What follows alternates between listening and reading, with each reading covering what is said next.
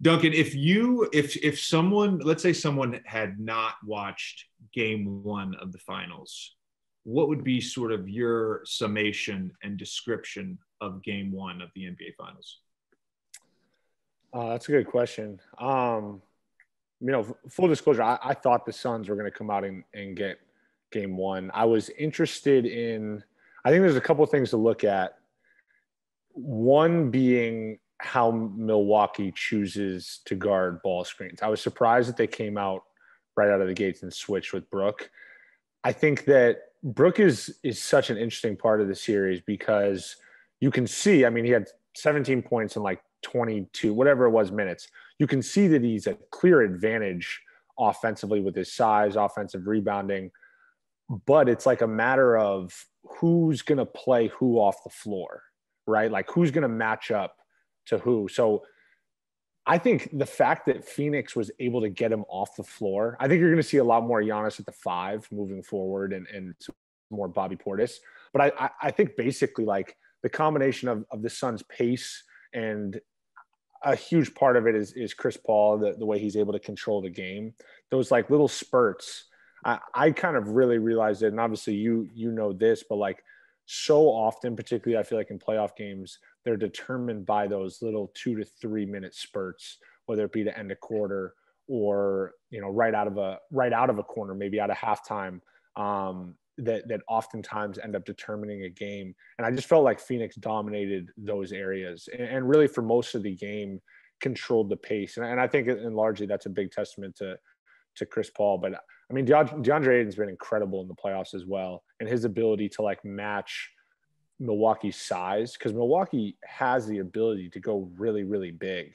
And I think Jay Crowder, I mean, you look at yesterday, he didn't shoot the ball well, but like, he's big enough to where he can start out a game guarding Brook Lopez and then still be a mismatch on the offensive end, at least in the fact that he forces you to close out to him.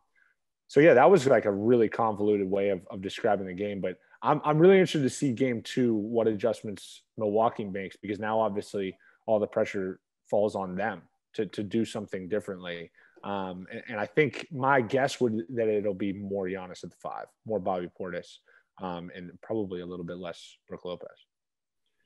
The constant sort of noise on Twitter for the last 5 or 6 years is that Bud doesn't make adjustments in the playoffs. And one of the things I said before the series was, with Book and with CP operating out of pick and rolls, Milwaukee's going to have a lot of trouble if they go to that drop coverage with Brook at the 5.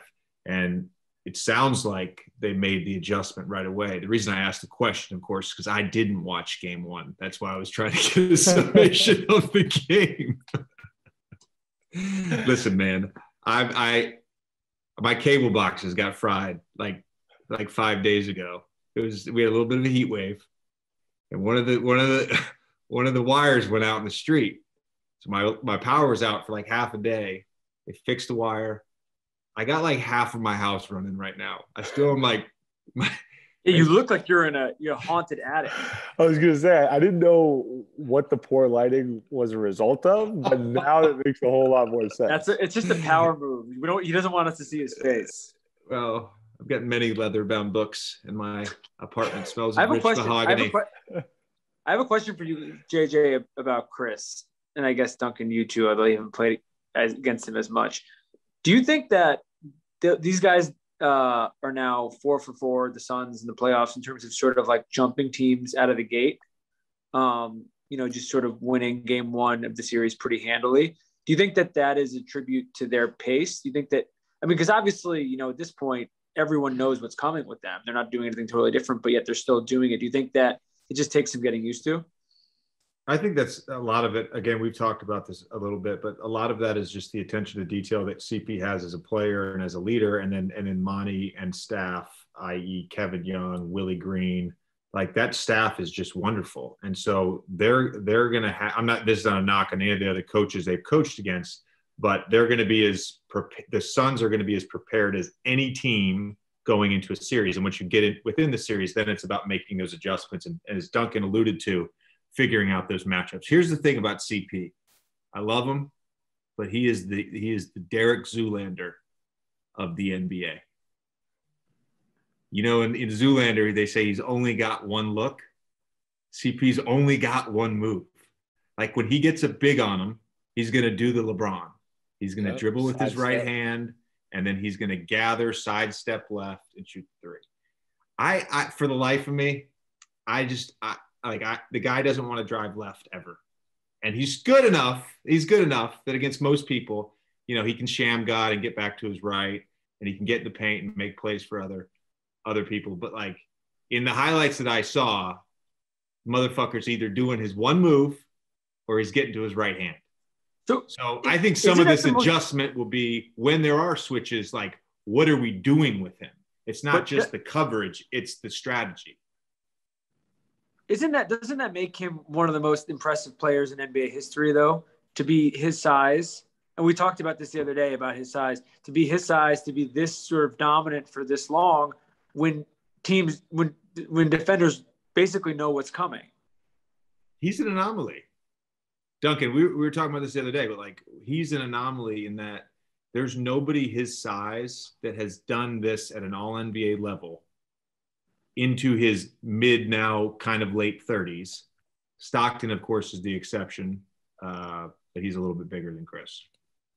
Yeah, I think you made a great point in terms of an adjustment in that, and this isn't a knock on him, but he is so good in that mid-range area and when he's out on the perimeter with bigs that it's almost like just make him finish. And that's not to say that he can't finish, but like crawl all the way up into the ball. I didn't necessarily know the keep him left thing. That probably comes from a whole lot of years of playing with him. Mental note on that though, next time I'm switched on to him, because the next time I am switched on to him, I'm for certain it's going to be what I was seeing late in the game, which is basically just push everyone to the baseline and let me go to work. But yeah, I mean, he's the ability to make those shots that everybody now deems as like, you know, taboo. Those are bad shots, those tough twos. I mean, you look at the shot charts and it's like every year he's in the 50s, right around those, you know, elbow jumpers or whatever you want to call it, those quote unquote tough twos. But I think that, you know, the longevity of being able to do that over time, and also like he just plays at such a pace. Like the entire game is dictated by his pace. At least it feels that way. I don't know if you feel differently. I mean, the one move, I know you meant it in a loving way, the one move thing, but for coming from somebody who's been stuck on an island with him, I certainly feel like he has more than one move. No, he does.